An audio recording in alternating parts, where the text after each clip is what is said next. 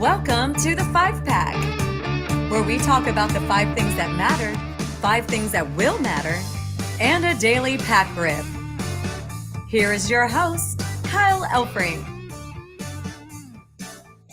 Welcome in to our daily get-together. This for Tuesday, May the 2nd. Kyle Elfrink with you on the 5-Pack. This is the place to be if you want to know what you might have missed last night that you should care about, and what you need to pay attention to tonight that you should care about. Also, we conclude things with the ever-popular pack rip, pack break, or in this case, pack opening. 1990 Fleer Baseball is on the agenda. Now, we did this same exact set a couple of weeks ago, and fear not, Fleer fanatics. We actually have more 1990 Fleer. I'm going to try to space them out, but there's a lot of 1990 Fleer floating around in the secondary market. So if that's your jam, fear not, you can go online and find plenty of 1990 Fleer. But what's fun about this is as long as I shut up and get to this in enough time, we'll get to do some trivia on the show today. Because in 1990 and also in other years, Fleer Baseball graced us with trivia questions. So I can see it through the wax box. Can you see that through the white wax there? There's a trivia card in here. Ooh. We don't always get inserts on the show, but when we do get inserts, we get excited. And trivia gets us excited. So we'll see how I do with that coming up. As always, want to thank our producer, Heather Klein, for helping us out. Great to have her on board. She is the maestro behind the curtain that plays all the video and the images and all that stuff. So a big thank you to her. And thank you to you for being back on board with us. If you've got any questions, any comments, by all means, send them our way. You can hit us up in the chat room. We'd love to hear what you are looking forward to tonight, which when I broach that topic, it can kind of lead to a variety of answers. Is it hockey? Is it basketball? Is it baseball? Is it something else? Maybe some EPL this afternoon? I don't know. But what are you looking forward to on this Tuesday? Give us a yell inside the chat room, and we'll see if my list matches up with your list. Let us begin with the 5 things that mattered from last night. It was not a very busy Monday in Major League Baseball, but there was some big news off the field. We will talk about a return coming up later in the show. But let us start with a guy leaving. On to the 10-day IL. Aaron Judge has been placed there by the New York Yankees. They are calling it a hip strain. They are claiming that this will be minimal. Now, this move was retroactive to last Friday. Remember, he left the game, I guess it was Thursday night against Texas. Didn't play Friday, Saturday, Sunday. Took some BP yesterday before the Yankees took on the Guardians. Still wasn't feeling great, so they threw him on the 10-day DL. I don't think this is going to be major, but this is what I will say with Aaron Judge. He's a huge dude, and his muscles are bigger than mine. They're bigger than yours. They're bigger than almost everybody who plays baseball. So strains, the like of which Aaron Judge is dealing with, are big things. They're not as easy to heal. His strain, to put it succinctly, is just more of a strain than somebody who stands 6 foot. He's what, 6'6"? He's a giant. Here's the thing. If he is back next Tuesday, and that would be the minimal stay, I think it would be next Tuesday, Aaron Judge will have played in 26 of New York's 36 games at that point. It's about 72% of the season. I bring that up because for the most part, that's about what you should expect from Aaron Judge this year. 70% of the season. If you look at 3 of the past 5 years, that's where he's played 70% of the season. Now, obviously, last year, he played pretty well the entirety of the season. And what do you know? Aaron Judge had a miraculous and otherworldly 2022. But the fact of the matter is that Aaron Judge, whether people want to admit it or not, and a lot of people hate even talking about this, like, oh, there aren't injury-prone people. No, there are. I'm sorry, there are.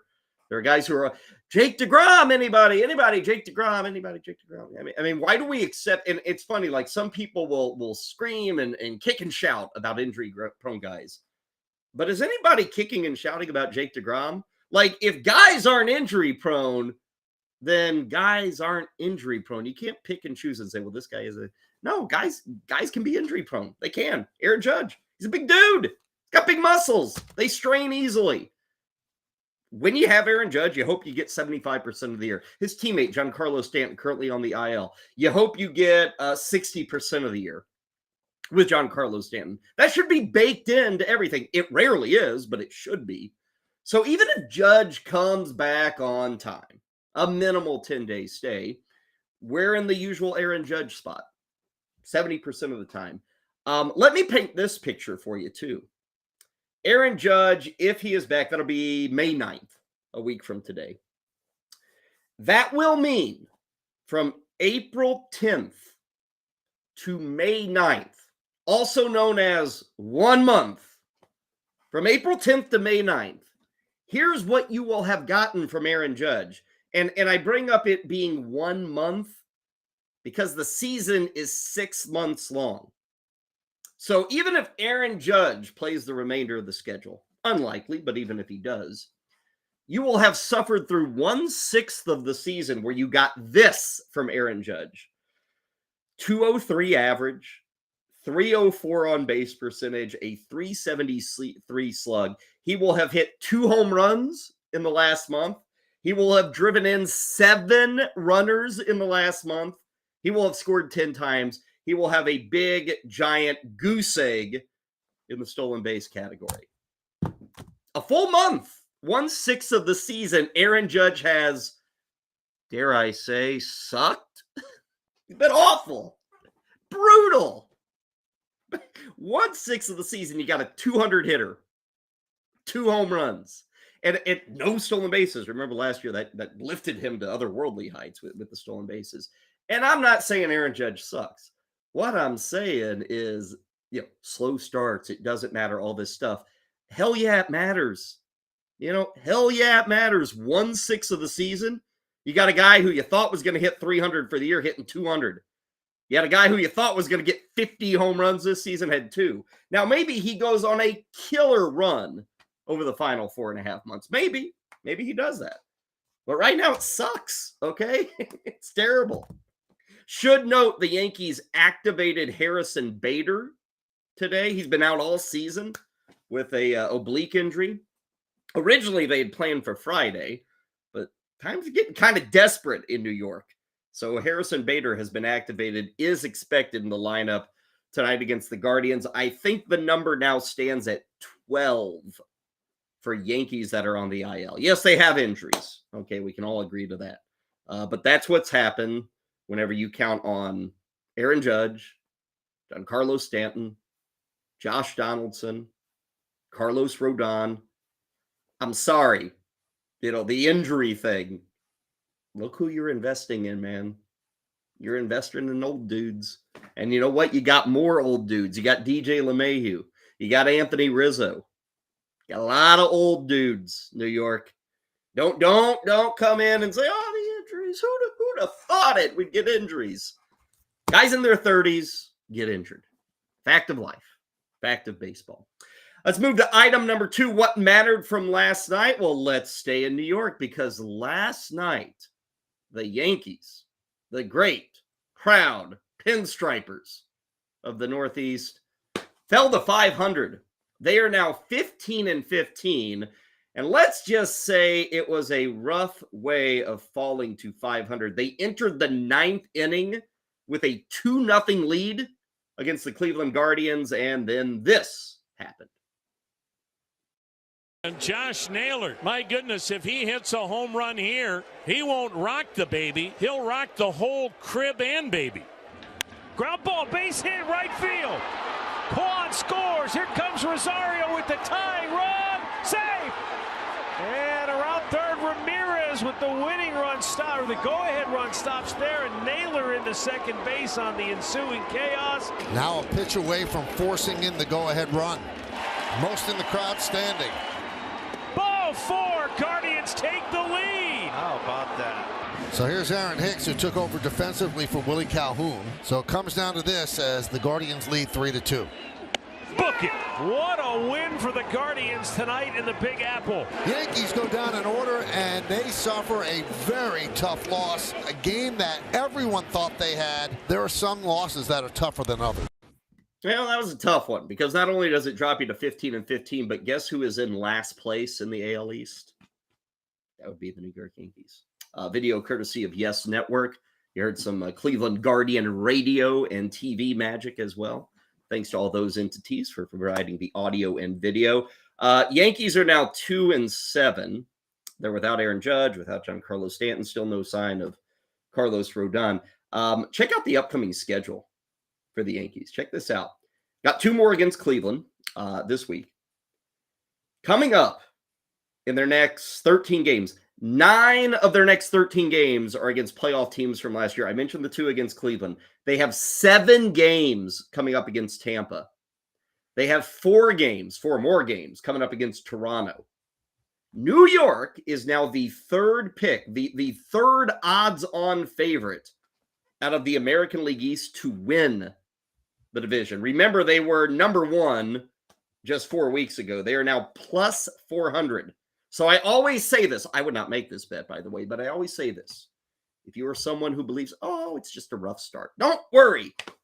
The great thing about living in this day and age in most of America, not every state, but most of America, is you can put your money where your mouth is. It used to be you could just say, oh, don't worry, Yankees will be fine. Now you can actually say, don't worry, Yankees will be fine, and I'll prove it. I'll put money on them at plus 400. Again, I would not. Again, before the season, I took Toronto. So Yankees, what's going on? 15-15, you're 8.5 games out. Plus 400 seems not low enough, honestly. And that schedule's rough. You don't have Stanton. Again, Rodon, nowhere to be found.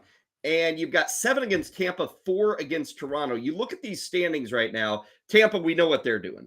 Toronto is in third, 5 games back, but they are 7 games over 500. Again, the Yankees are at 500.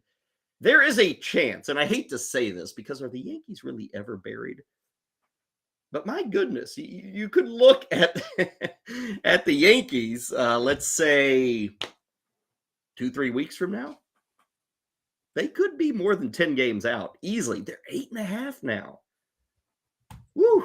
Happens quick, doesn't it? And again, I know everybody says early. It is early. I get it. But you're 8.5 games out, okay? It doesn't happen quite often. You know, there are a lot of teams right now, 7, 8, 9, 10 games out. Maybe one of them, maybe 2, but I would say one of them makes the postseason. Maybe it's the Yankees. They got a lot of work to do. And with all the teams ahead of them, you know, Baltimore even. Baltimore's in second. Toronto and Tampa. That is very, very difficult to regain ground. And here is another aspect of the balanced schedule this year. You don't get a ton of head-to-head meetings to catch up because the quickest way to catch up is to beat up on Baltimore, to beat up on Tampa, to beat up on Toronto. That's how the Yankees or any team currently sitting in last place makes the big jump. They beat up on the guys in their division this year, and for future years, we don't have that. I mentioned the games coming up against Tampa Bay and Toronto. After those games, it's like 3 months between matchups for the Yankees and the Rays, the Yankees and the Blue Jays, and they all come at the end of September. So don't let people tell you, because many will tell you, I will not tell you this. I got to be the lonesome voice in the wilderness, you know. Don't let people tell you, it doesn't matter. It does matter. These games against Toronto, these games against Tampa that are coming up, they matter a great deal because you don't get to face those teams in June, in July, hell, even in August. You're not facing those teams. You don't have that ability to, in effect, have 2-game swings every time you face them. The Yankees and everybody else in baseball won't have that ability. So these games are very important. Yes, games matter as much in September as they do in May. Not really. Because if you're losing in May and you fall 14, 15 games back, you ain't catching up, okay? That happens like once every 20 years that teams come back from that. So these are important times for the New York Yankees. Again, third pick to win the AL East. If you're feeling that number, plus 400, get on board. Speaking of the American League East, I mentioned Toronto, I mentioned Tampa, I mentioned Baltimore, I mentioned the Yankees. What about that 5th team? What about the team that's actually ahead of the Bronx Bombers? Our third thing that mattered from last night is a nice walk-off victory by the Red Sox at Fenway on Monday evening. There's a shot, driven out to right. Did he do it again? Yes, he did! Yes, he did! Doogie wins it!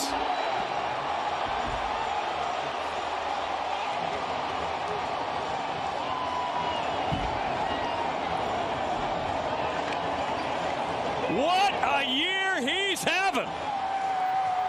Mr. Walk-Off strikes again! Third time this year that Mr. Walk-Off, Alex Verdugo, has struck. A big home run off Jordan Romano. For some reason, the Blue Jays playing in a tie game on the road brought in their closer for the bottom of the ninth inning. I don't hate the decision, but it is outside the norm. Let's just say that. But I get it. You know, you're trying to win on the road and you think, hey, if we can just get this to extra innings, we like our opportunity with our lineup of Vlad and Bichette and Hernandez. We like our opportunity to score that quick run. So I get that. But beyond that decision, you get Alex Verdugo with the big hit. He is off to a great start this season, and he has been leading off, and that is key for Alex Verdugo. I like him a lot more as a leadoff hitter than almost anywhere else in this lineup, and I think with what we've seen, they've pretty well locked him in as the leadoff guy for about the past month. They said, you're our leadoff guy. We're going to keep you there. And he's answering. Right now, you got Alex Verdugo hitting .311. You've got 15 runs, 13 ribbies, 4 homers in those 19 games as a leadoff hitter. Huge success. Huge success. Now, I mentioned the odds on the Yankees to win the AL East, plus 400. Now, the Red Sox are currently ahead of the Yankees by a game. They are plus 3,500. So no one is buying what the Red Sox are selling, and I get it. I love looking at schedules, so let me look at another schedule. Check out how front-loaded Boston's schedule is. Now, if we get to 6 weeks from now, and Boston is still 500 or better, then we can start talking about the Red Sox. I'm not ready to do it. I'm not a fan of their pitching staff, really. You know, they're a so-so team.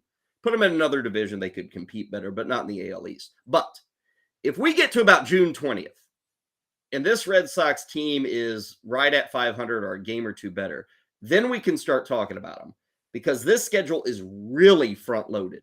This is a very difficult first 2.5 months of a schedule. You've got 3 more with Toronto. After the 3 with the Blue Jays, the Red Sox go to Philly and Atlanta. Then they're back at Fenway to face St. Louis, off to a rough start, but they're the Cardinals. They're a playoff contender. They face St. Louis and Seattle, a couple of playoff contenders. After that, a West Coast trip, you play the Padres, the Angels, and the Diamondbacks. Then you come back from the West Coast, and 10 of your next 13 are against Tampa, Cleveland, and the Yankees. It's brutal. It's a brutal run. There's no rest for the weary in that run for the Boston Red Sox. So a huge win last night. Alex Verdugo performing well. But we got a lot of road to cover if you think the Red Sox can surprise in the American League. Let's move to our fourth thing that mattered from Monday night, and let's go to the hardwood, but let's stay in Boston. It's been a rough couple of nights for Boston fans. Even with that Verdugo moment, you think back to Sunday night where the Boston Bruins choked. Let's just call it what it is. They choked and blew a Game 7 at home. The very next night, we won't call this a choke because it didn't end the season. But the Boston Celtics, playing in the very same building as the Boston Bruins, they were on the court. They were in front of a sold-out crowd. They were taking on the Philadelphia 76ers, Game 1 of their Eastern Conference Series. And we previewed this yesterday. And we said, Joel Embiid, is he going to play? Joel Embiid did not play. But you know what? It did not matter because the 76ers had a high-flying, hot-shooting James Harden on the court. Playoffs from downtown. Harden dodging the defense of Smart. And then Smart recaps, and the shot by Harden, who has started the game 3 of 3. Reed on top. Smart will defend. Harden has the ball. Shot clock at 7. Reed the screen. Triple away, and good! good. Oh, he's on fire to start. Harden has started 5 of 5. For having Grant Williams in, because you can do this, switch him onto Harden. Harden and Grant Williams, the bump, the drive, and the floater. And James Harden has now put in 16 points. Harden is picked up by Brown. Harden on the move. What a move to tie the game. Oh, wow. Tucker is setting some vicious screens out here to free up Maxey. Playoff screens, right? It's a three. Good! Harden buries one for the lead. Harden works around it, draws the defense of Horford. Difference of 2 seconds, game clock and shot clock. Harden sizing up Horford. It's a three. Good! Harden's got 45! I don't know about you. I don't have a rooting interest, but that was fun to watch. TNT providing the footage there. Kevin Harlan, Reggie Miller on the call. That's fun. Like, watching James Harden do what he did in those highlights is fun. Didn't matter if it was Jaylen Brown, Marcus Smart. I mean, dribbling between the legs, the back and forth, left to right, front to back. That's smooth. That's fun. And I said this yesterday. Philadelphia wins that game 119-115. If you caught yesterday's show, we were talking about Embiid out, and I said, two things must happen if the 76ers are going to pull off a game 1 upset. And what I said, you can check the tape. I said, James Harden has to go off. That was number 1. He went off. He had 45 points. Best playoff showing ever in terms of raw points that we've seen from James Harden. Number 2, I said perimeter defense. Because when Embiid is out there, the 76ers can funnel things into the paint because they have Joel Embiid to be the roadblock. Can't do that when Embiid's gone. You don't do that with Paul Reed, who filled in last night. So I said perimeter defense. Got to get your hands on the ball. Got to force turnovers. Check it out. Last night, Philadelphia had 10 steals. That's a big total. Boston had 16 turnovers. That's a big total. Those two things. Told you this yesterday, and what do you know? Those two things happen. The other thing I told you yesterday is I thought the odds were silly. The series odds yesterday, 24 hours ago, had Boston minus 500. 24 hours later, they're minus 180. 24 hours ago, Philadelphia was plus 380. Now they're plus 150. I told you those were silly yesterday. Hopefully you listen. Game 2 is coming up on Wednesday night, 8 o'clock on TNT. Boston, a big favorite, favored by 9. They were favored by 9.5 in game 1. Still don't know with Embiid. If I'm Philadelphia, I'm playing with house money now. Rest them. Because they have that game Wednesday night. Game 3 is not until Saturday, I think. So you get a lot of time off. So I'd probably rest him. He's probably sitting at 80% right now at best. Give him another night off. Show some faith in your guys who just went into Boston and got the win. By the way, Boston is like a 500 team at home in the playoffs over like the last 2 or 3 years. 500 with that team. Finally, our 5th thing that mattered. And it was a quick one. It's a very quick one. But DeAndre Hopkins of the Arizona Cardinals, he's been involved in a lot of trade rumors. There have been reports that the Cardinals said, okay, DeAndre, go out and find a trade partner. Obviously, we've gone through a big portion of the offseason. We've gone through the NFL draft. No trade happened. DeAndre Hopkins, as of now, still with Arizona. He went on Instagram yesterday, his own personal Instagram account. I do not have one, but DeAndre has one. And he gave all the football fans this message. I see everybody tell me to stay. Who said I want to go? Who said I wanted to leave? I'm out here working, baby. What's up? I see everybody. Okay, he's out there working. He don't want to leave. Here's what I think happened. And again, I am paid to give an opinion, so here's the opinion. You're a 31-year-old receiver who counts $30 million against the cap this year. You cost $25 million against the cap next year. You're still good, but you're not great. Okay? You're good. Last season, 11 yards per catch. He pretty well became a screen guy, a guy who worked in the flat. And it was good. If you're in a PPR league, you don't care. If you were trying to get touchdowns, you care. They didn't get any. Interesting thing with Arizona, and it was noted a couple of times last weekend during the draft coverage. Many people, personnel guys who are paid to know this stuff, not me, these are other people who focus on this stuff. They claim that the worst roster in the NFL is the Arizona Cardinals. Arizona would love to trade DeAndre Hopkins. The reason he is not traded is because they can't trade DeAndre Hopkins. And it's very easy for D-Hop to go on Instagram and say, what are you talking about? I'm staying in Arizona. That's what I'm doing. Well, it's because nobody was interested. You were allowed to go find a trade partner. Nobody. So you're coming back to Arizona. He'll be fine. As long as he has Kyler Murray, he'll be fine. I don't think he'll be great. He'll be fine. PPR league wide receiver 2. That's fine. Here's the thing with Arizona. They really want to trade DeAndre Hopkins because he's 31. You move on, you get out from under the cap, you get picks, whatever. Any picks. You take a 5th-round pick for DeAndre Hopkins. Here's the craziness, and this is something I know I'm looking out and projecting 12 months down the road. But there is a definitive, I shouldn't say there is a percentage chance. How about that?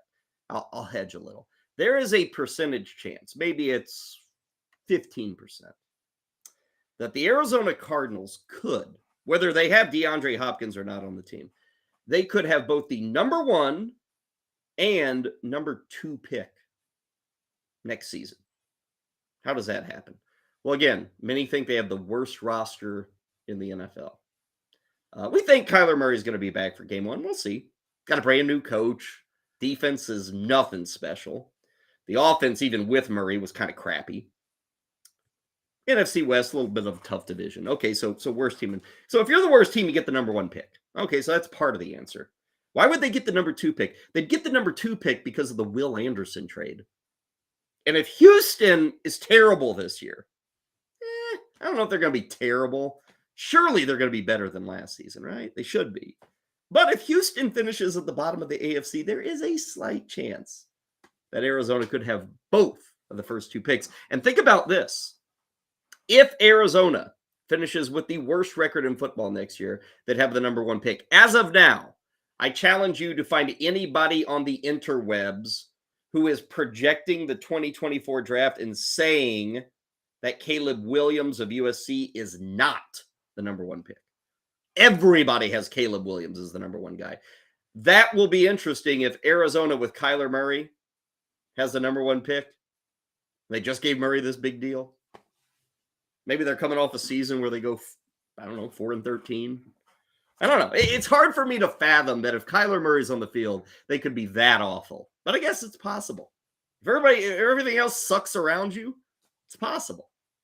So again, fast forwarding 10, 11 months, 12 months down the road, Arizona's sitting there with the number 1 pick. They're coming off a dreadful year.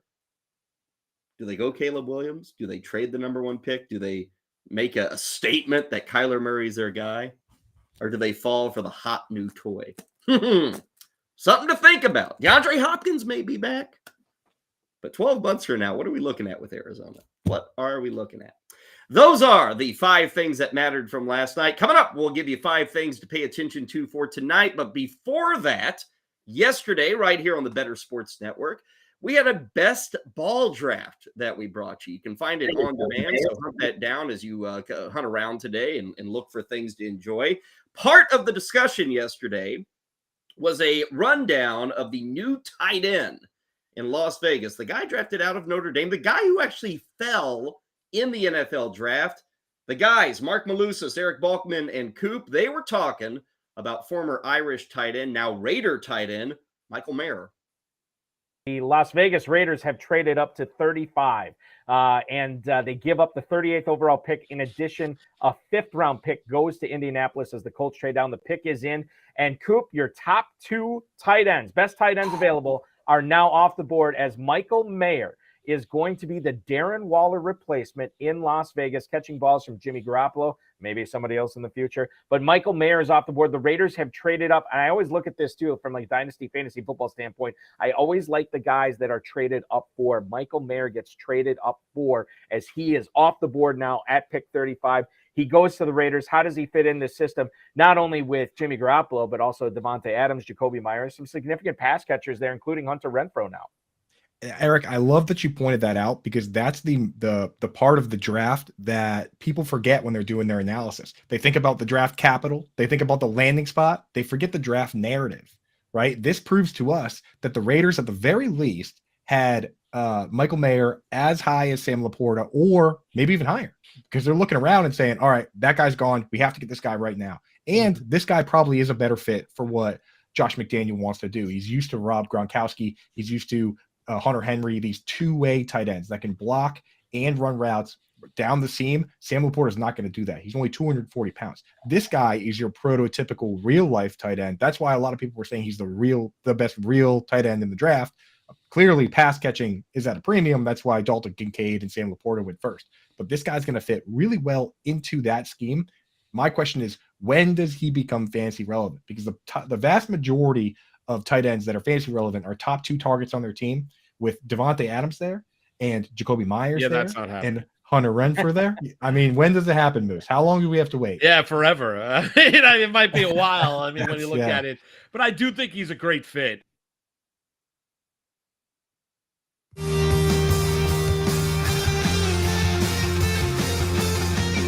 Welcome back to the 5-Pack.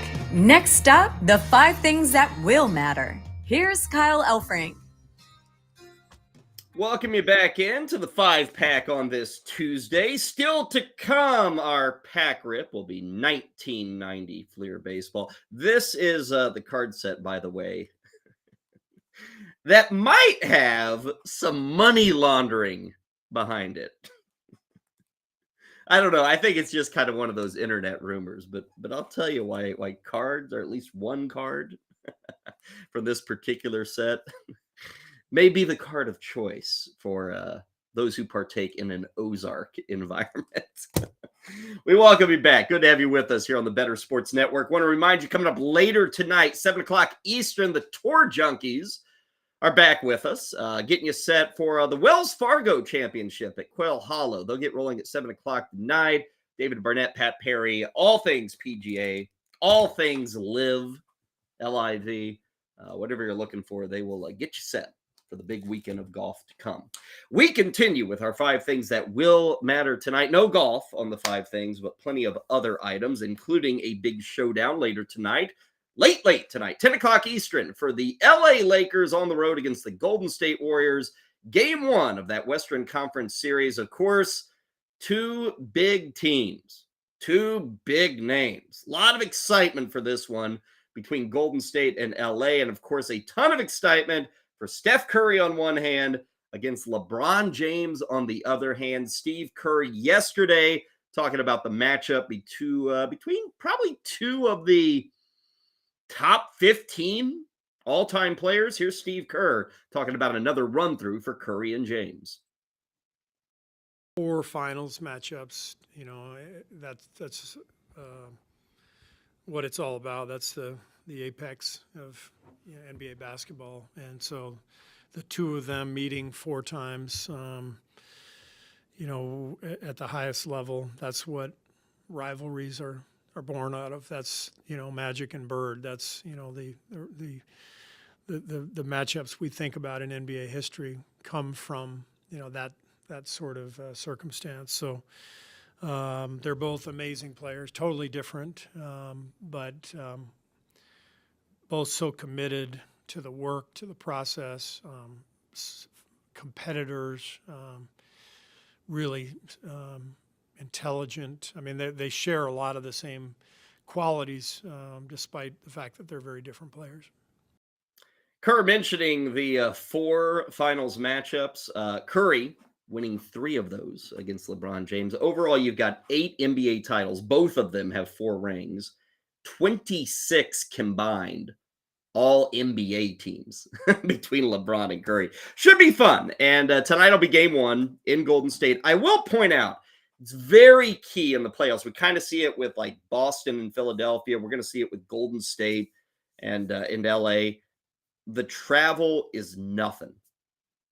Travel's a lot different if it's Golden State and Dallas. Golden State and Memphis. We saw LA and Memphis with the travel. We don't have that at all with Golden State and LA, and that should make for a more entertaining series. I mean, both teams, honestly, are a little long in the tooth. Certainly LeBron, certainly Curry, Draymond Green. Klay Thompson could always use some rest. A little long in the tooth. So the fact that you've got Bay Area, Southern California should make for a highly entertaining series.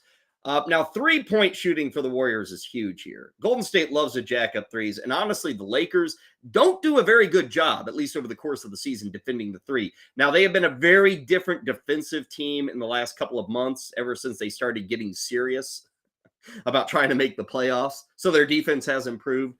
But we'll see if they can carry it over against Curry and the Bombers from behind the arc. Of note with Curry, you might see some James on Curry occasionally. But overall, the Lakers are probably looking at using 3 guys by the names of Dennis Schroeder, Austin Reeves, and Jared Vanderbilt. Those will probably be the trio of guys that the Lakers will assign to Steph Curry. On the other side, key matchup and a key head-to-head, Anthony Davis was stellar against Memphis. And he should have been. The Grizzlies were without Steven Adams, who was pretty critical for their interior defense. He didn't play that whole series. This matchup against Golden State, you're going to have Anthony Davis going up against Kevon Looney. You're going to have him going up against Draymond Green. I don't know how Anthony Davis handles this matchup. Looney is grabbing everything in terms of rebounds. He had 3 games in the last series with over 20 boards. And Draymond Green, let's see what he does to mess with Anthony Davis. He's always willing to mix it up. And I don't see Davis responding well to that. Maybe he'll prove me wrong, but we'll see. We'll see. Series odds, by the way, Golden State the favorite, -145. The Lakers are +120 tonight for that 10 o'clock tip-off on TNT. Golden State is favored by 4.5. Let us move to our second item that will matter for tonight. We'll stay in the NBA. Game 2 between the Miami Heat and the New York Knicks. In Game 1, the Heat got a win. That was on Sunday afternoon at Madison Square Garden. Tonight, they're looking for another win at Madison Square Garden, but will they have Jimmy Butler? That is the question. Will they have Jimmy Butler? Went down with an ankle injury late in that win on Sunday. Right now, who the heck knows? Like, we sat here yesterday and we looked at Joel Embiid and we said, probably out. With Butler, we just do not know. I think he'll give it a go, but I think he'll probably be limited just a bit. Eric Spoelstra, head coach of the Heat, he spoke with the media yesterday about trying to overcome an absence, if needed, of Jimmy Butler in Game 2. It certainly feels a little bit more like the norm for our basketball team, whether that's better or worse. We've been able to compartmentalize and have different guys step up. We said it all season long. I think there's probably far too much criticism about our regular season when we found a beauty in the struggle and a beauty in working through a lot of adversity, but the group would just continue to come back the next day and try to find ways to get better. Eric Spoelstra there talking about the Heat if they don't have Jimmy Butler. I gotta say, is it an issue for the playoffs that it's not just Jimmy Butler? Obviously Embiid last night. Chris Paul gets injured last night. In the first round, Giannis, Ja, Kawhi, Paul George, Julius Randle's missing time. Like, in the regular season, we rest all these guys so that they can last. It's like baseball and pitch counts. The guys still get hurt. You've been doing this stuff for 15 years. It's not changing. You're not avoiding injuries, like all this protection. It's not changing a damn thing. Same thing's kind of going on with the NBA. This is the time when people care. And you've got Embiid out. You may have Butler. And I get it, freak things, but it's like in the regular season, you're protecting these guys, bubble wrap. It doesn't matter. The injuries are still happening. Doesn't matter. Just play these guys. We'll see tonight. Knicks are favored by 6.5, 7:30 this evening. You can catch it on TNT. Well, who knows if we have Jimmy Butler back on the court. I will tell you one thing. We expect to have a baseball superstar back on the diamond tonight. It looks like tonight is the night. Just, what has this been? 160 days after Tommy John surgery. It sounds like, it appears that Bryce Harper is going to be back in the lineup tonight for the Phillies against the Dodgers. I think there's always that risk. It could be a risk from right now or 2 months from now. I'm healed the way I need to be as of right now to this point. But there's always that risk. I mean, whenever you have a major surgery or anything that happens, something could happen, a tag on me or a slide into a bag or anything. I mean, but I got word today that it wouldn't matter from right now today or in 2 months. We're in the same spot that we would be. We're healed to where I need to be, and we're just gonna play the game smart and play it the right way. And of course, as we talked about yesterday, going to be first base for Bryce Harper. I would suspect he's hitting third in this lineup, but there is some interest in how they set up this lineup. Currently, they've been going Stott, Turner, and Schwarber. Kyle Schwarber's had an okay season. He's getting on base. He's still walking. But I wonder what they do with Schwarber. Last year when the Phillies made their run, he was their leadoff hitter. Bryson Stott was at the bottom of the order. Now in the offseason, they signed Trey Turner. We think of Trey Turner as a leadoff hitter. That's where he started this year. He was kind of struggling. They've dropped them to 2. So lately, they've been going Stott, Turner, and Harper. Or excuse me, Stott, Turner, and Schwarber. With Harper back, again, assuming he's the 3. Does Schwarber go back to 1? Does Schwarber fall to 5? Here's a crazy thing with Kyle Schwarber. He's got 7 home runs this year. I looked it up today. Hitting third, 7 home runs. All 7 home runs have been solo shots. That's crazy. And it's a team that hasn't been bad, but kind of average offensively. And considering what they're paying Turner and Castellanos and Schwarber, probably should be a bit better. Real Muto. I mean, they're 15-15, 4.5 games back. Harper's going to make a difference, and it's a wonderful story. And hey, if you took a shot on Bryce Harper, I didn't, but if you took a shot in the preseason, kudos to you. You are literally getting him back at least a month, if not 2 months earlier than anybody thought. So he's going to be in the lineup tonight going up against the Dodgers. He'll be hitting third, but what about the rest of this lineup? We shall see what Rob Thompson puts out. Staying with baseball, items 4 and items 5 for what's going to matter. Couple of big baseball series, and these are 2 series beginning tonight that even like 3 weeks ago, you would have said, who cares? Seriously, 3 weeks ago, you would have said, hey, can you wait for that Pirates Tampa? Can you wait for that series? Tuesday, Wednesday, Thursday down in Florida? Ooh, that's going to be awesome. Well, guess what? We got 2 first-place teams squaring off beginning tonight. The Pirates are 20-9. The Rays are 23-6. It's a showdown, baby. Latest postseason odds, courtesy of Baseball Reference. Tampa, 99% chance to make the postseason. Almost certain to make the postseason. Now, Pittsburgh, again, Pittsburgh's 20-9. They're sitting at the top of the NL Central. 32%. To make the postseason. 32%. Tampa's 99. Pittsburgh's 32.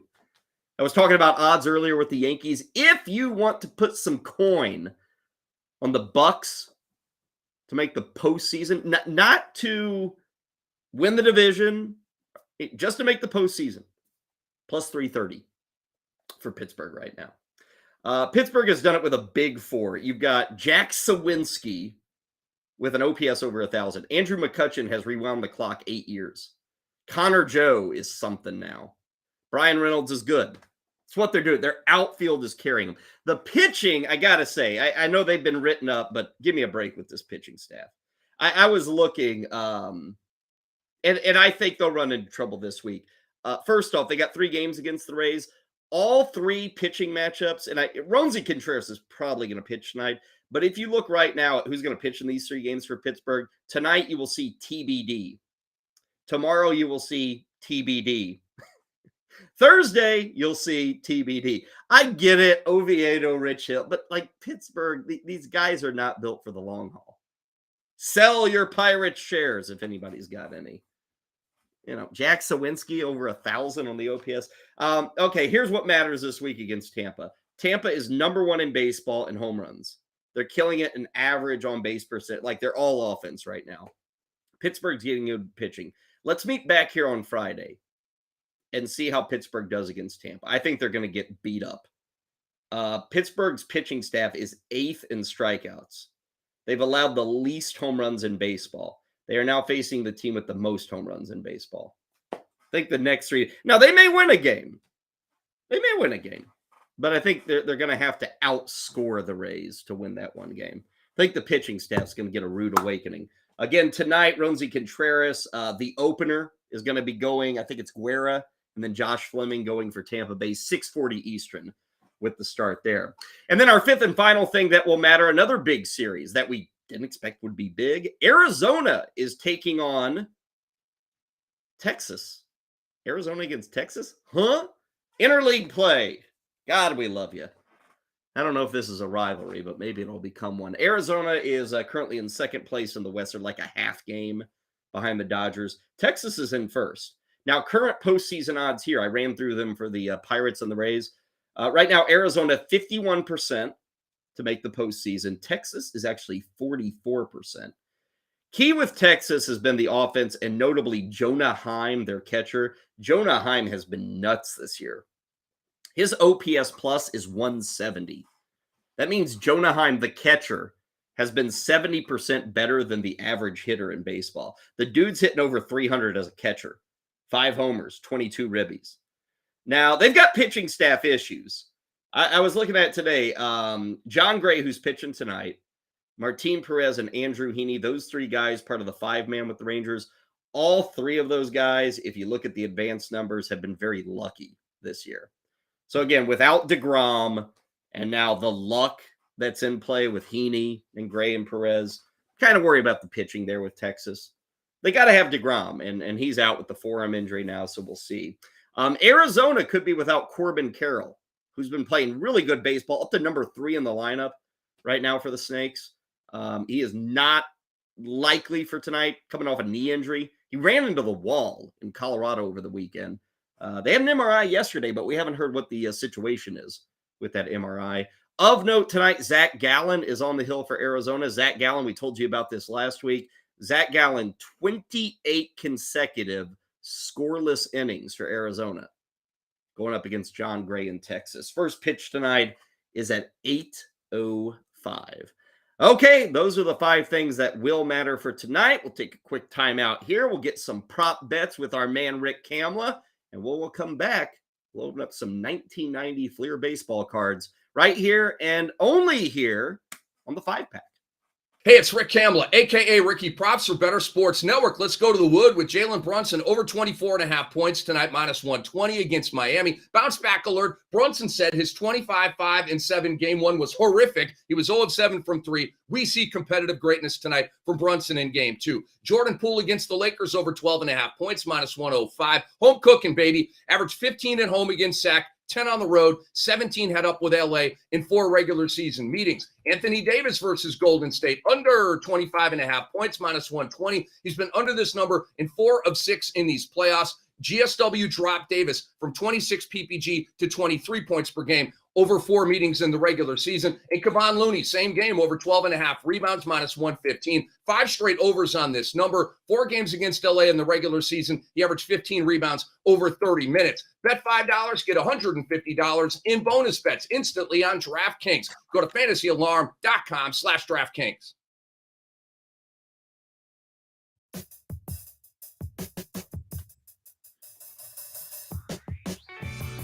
Time now for the Daily Pack Rip on the 5-pack with Kyle Elfrink. Yes, indeed. We'll relive 1990 Fleer baseball in just a bit. Want to remind you to hit us up on Twitter. Give us a follow at Better Network. Also, bettersports.com. Tons of information, things to watch, things to enjoy, contests to enter, all taking place at bettersports.com. And when you're there, sign up for our daily newsletter. that comes out each morning. We've got kind of the daily schedule, maybe a prop bet or two, some of the contests, things that you might be interested in. It's totally free. Just sign up and you get that delivered into your inbox each and every morning. Okay, as we do it here on the 5-pack, we close things down by opening up some baseball cards. Today, we will spotlight Fleer Baseball 1990, which I told you about this earlier. This is a card set that appears to be. I don't know if there's any factual proof of this, but people keep saying that for some reason, if you go online, you can get a Jose Uribe card. Jose Uribe was a middle tier shortstop, mostly a glove for the San Francisco Giants back in the day. For some reason, his card in this 1990 Fleer set can be found for like $40, $50. And there was a rumor going around. It's because Jose Uribe cards are used for money laundering. In effect, I see a Jose Uribe card. I want to get rid of some money. I want to launder it. I'll pay you $50 for the Jose Uribe. Now, I would say if I'm doing a money laundering operation, I'm looking to launder more than $50 at a time. Maybe Jose Uribe, when he gets up to $700 a card, then we can start talking. For now, it's just some fun and games. Anyway, 1990 Fleer. Not a very attractive set. I will say for the record, when you go with a white border, you're not really trying. Like, here's our first card, Danny Jackson, who was a crafty left-hander. This is the first. You know how you always hear that? There's never a crafty right-hander. It's always a crafty left-hander. Danny Jackson was one of the first crafty left-handers, I remember. Started with Kansas City. He and Brett Saberhagen were kind of a thing with the Royals back in the mid-'80s. Went to Cincinnati. He was okay. Now, he had a season. You look at the 88 Reds. Check this out. 88 Reds. Danny Jackson, 23-8. And that's when people still cared about victories. They loved victories. 23 of them for Danny Jackson. Up next, this guy always, every time I thought of this guy, and I still think of this guy, and I think of buck teeth. Just like mine, buck teeth. Zane Smith. Very unfair that I only remember, and you don't get a whole lot of buck teeth there with Zane Smith, but for some reason, there must be one photo floating around that I recall of Zane Smith with buck teeth. He's a decent pitcher. We'll keep it going. Oh, man, we did this last week. Was it 2 weeks ago? We opened up a pack of these cards, and I swear to you, if you caught it, you're going to remember what I said. Last week, we opened this very same thing, and I think it was all Astros and Tigers or maybe it was Astros and Braves. Like every other card. So here we go, Reds, Expos. Guess what? Reds. Guess what? Expos. Guess what's next? Reds. Guess what? Expos. Guess what? Reds. Guess what? Expos. Guess what? Reds. Expos. Reds. Expos. I'm not joking here. I get how many cards I get in this pack? 15 cards. We're going to end up with 11 of them being Reds or Expos. And we get all the no-namers too. Tim Burtis. Who are you? Andy McGaffigan, not the comedian. Ron Robinson. What else we got here? Scott Scudder. It's fun to say. Scott Cut. Damaso Garcia. Might as well get a random middle infielder. Rick Mailer. Rick Mailer always seemed really fat to me. He doesn't look too fat here, but what's Rick Mailer come in at? 205. 6'1", 205. I think they were shrinking some pounds off him. Nelson Santovina. Man. Zane Smith, Danny Jackson. We do get a few decent Expos and Reds. Marquise Grissom. I believe this might have been, this was coming off of Marquise's rookie year. Great player. Maybe great's a little too. Very good player throughout the 90s. Really a good player. Played with the Expos, the Braves. He was a big trade acquisition the year that the Braves won the World Series. Another good player. We talk about stolen bases nowadays. This guy could steal a base. Oh, man. Otis Nixon could steal a base. Let's look at some of his numbers for stolen base. Oh, did they? Okay, here they are. 37, 46, and 40. In the minor leagues one year, he had 94 stolen bases in 138 games.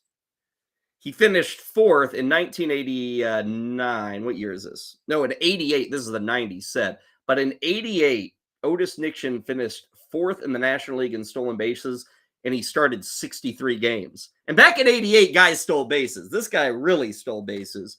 Another card we get, another red, Herm Winningham, who really just became a pinch hitter extraordinaire. And then we'll break out of the Reds Expos crap, and we finally get something else. What do we get? We get 2 Mariners and 2 Giants.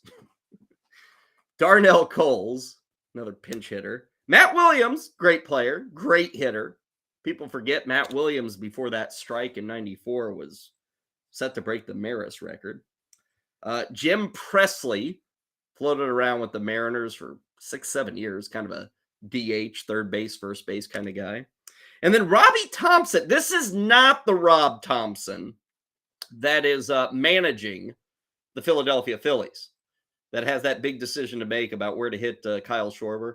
This is Robbie Thompson, who was a solid second baseman. Wasn't a great hitter. I'm looking at his average here, 271, 262, 254, 241. Good enough. He was an all-star in 1988. Giants were so-so, 88, 89, 90. Decent team with that Will Clark, Kevin Mitchell combo. Jeffrey Leonard in 87, 88. Robbie Thompson, a part of that. Kind of a guy who came up through the system. Now, the fun thing with the 1990 Fleer, and really a lot of Fleers, is we get trivia. Now, as you can see, the Metropolitans. I feel like taking, are these stickers? I think these are stickers. Let's see. Maybe I'll check. I think they're stickers. Maybe not. We do get trivia. Let's see if I can, I'm going to cover up the bottom. See, I'm not looking at the bottom. We'll read the trivia here. Let's see. This is all Mets trivia, so forgive me to all you Mets fans if I miss this. True or false? The Mets won a World Series in their 8th year of existence. That is true. That's 69, right? Started in 61. So I think that's true. We'll go again. I'm not going to look at the answers till we get to the end. And what year did the Mets play their first game at Shea Stadium? I believe they were not at Shea Stadium at the start. I'm going to say, let's see. Shea Stadium. We'll go with 63. Maybe not, maybe early. How about 65? We'll just split the 65. True or false? The Mets played their home games at Ebbets Field in 62. Hell, if they're asking the question, let's go with true. Makes sense. They were building the ballpark. So that may mean 65, maybe 63. Number 4, what team did the Mets overtake in September of 69 to win the NL East? We all know this, right? The Black Cat racing across the batter's box. Who was that? Ron Santo, I think. Was it Ron Santo of the Cubs? The Cubs blew it in 69, right? I think it was the Cubbies. They fell apart in the Mets. So number 1, true or false, Mets won the World Series in the 8th year of existence. I'll go true. And what year did the Mets play their first game at Shea Stadium? I'm going to go 63 on that. I'll say true that in 62 they played at Ebbets Field and they overtook the Cubs in 69. So here's our answers. Number 1 is true. Number 2 is 64. They played at the Polo Grounds. Oh, Kyle, you didn't know the answer, but I did get the Cubs. So 2 out of 4 is not bad. I mean, all the trivia was from the 60s, man. Even in 1990. That was kind of ancient history. So there we go. Fleer baseball, nothing but Expos and Reds. This was the problem back in the day, you know? This was the issue. You get these big sheets of cards. There'd be like 8 by 8. And I remember even as a kid, you could buy some of these uncut sheets of cards from Topps or Fleer, uncut before they cut them, like 8 by 8, 10 by 10, whatever it was. But the way they would cut these and then package these, you'd get screwed like this. I get 2 Giants. See, Giants right there. Get 2 Mariners. That's not too weird. But look at all the Expos and Phillies. That's nothing. That's all it is. Expos and Phillies. Now, the Reds won the World Series in 1990.